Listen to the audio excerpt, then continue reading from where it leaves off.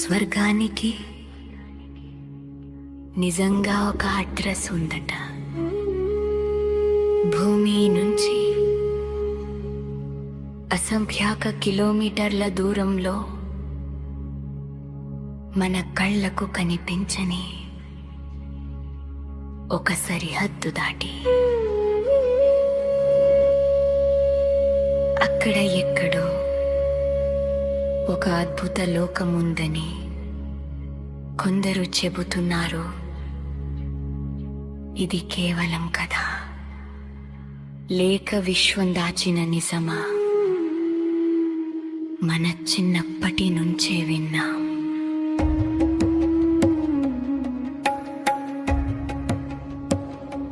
మేఘాల మధ్యందెరిసే లోకాలు, బంగారు మెట్లు, దివ్యకాంతి, పాపం లేని ప్రపంచం, అది స్వర్గమని. కానీ శాస్త్రం ఏమంటుంది? విశ్వం స్థిరంగా లేదు, అది విస్తరిస్తుంది. ప్రతి గెలాక్సీ మరొకటి నుండి దూరమవుతోంది. ప్రతి క్షణం విశ్వం పెద్దదవుతోంది. మన భూమి ఈ అపార విశ్వంలో ఒక చిన్న ధూళి కణం మాత్రమే. అయితే ఈ విశ్వానికి ఒక సరిహద్దు ఉంది. శాస్త్రవేత్తలు కాస్మిక్ హారైజన్ అనే భావన గురించి మాట్లాడుతున్నారు.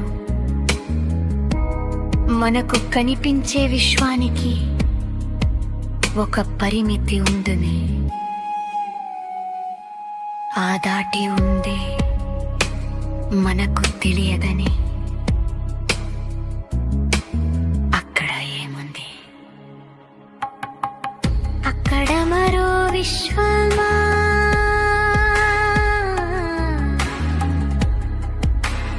లేక మనోహలకు అందని లోకమా?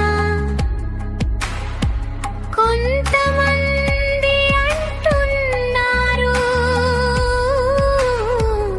ఆ సరిహద్దు దాటి మనకు తెలియని ఒక పరిపూర్ణ ప్రపంచం ఉండవచ్చని. అది స్వర్గమా? కానీ ఇప్పటి వరకు శాస్త్రీయంగా స్వర్గం అనే ప్రత్యేక ప్రదేశానికి ఆధారాలు లేవు. ఇక్కడే అసలు ట్విస్ట్ ఉంది. ఎందుకు ప్రతి మతం, ప్రతి సంస్కృతి స్వర్గం గురించి చెబుతోంది? మంచి పనులు చేస్తే స్వర్గం దక్కుతుందని ఎందుకు చెబుతారు? ఇది భయపెట్టడానికి చెప్పిన కథ, లేక మననే మంచి మార్గంలో నడిపించడానికి ఇచ్చిన ఆశ? ఒక్కసారి ఆలోచించండి. ఒక తల్లి చిరునవ్వు, ఒక తండ్రి ఆశీర్వాదం, ఒక చిన్నారి నవ్వు, అవి మనకు స్వర్గంలా అనిపించవా? మనసుకు నచ్చిన పని చేస్తే వచ్చే ఆనందం, ఇతరులకు సహాయం చేస్తే కలిగే సంతృప్తి, చెడు పనుల తర్వాత కలిగే పశ్చాత్తాపం, ఇవి అన్నీ మనలోనే ఉన్న స్వర్గం నరకం కాదా? బహుశా స్వర్గం ఒక ప్రదేశం కాదు, ఒక అనుభూతి. మన మంచితనమే, మన శాంతి, మన ప్రేమయే అదే నిజమైన స్వర్గం కావచ్చు. కానీ ప్రశ్న ఇంకా మిగిలే ఉంది.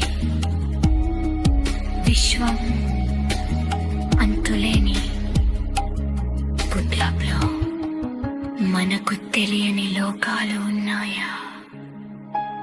శాస్త్రం ఇంకా అన్వేషిస్తుంది.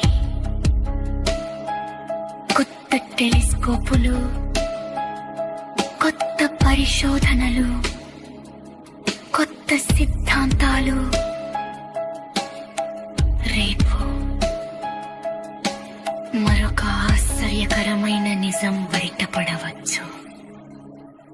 అప్పటి వరకు స్వర్గం ఎక్కడ ఉందో వెతుకుతూనే ఉండాలా? లేక మన హృదయంలోనే దాన్ని సృష్టించాలా? ఇప్పుడు మీరు చెప్పండి, స్వర్గం నిజంగా విశ్వంలో ఉందా, లేక మన హృదయంలోనే ఉందా? మీ అభిప్రాయం కామెంట్లో చెప్పండి. ఇలాంటి విశ్వ రహస్యాల కోసం SNS న్యూస్ సాంగ్ ఫ్యాక్టరీ.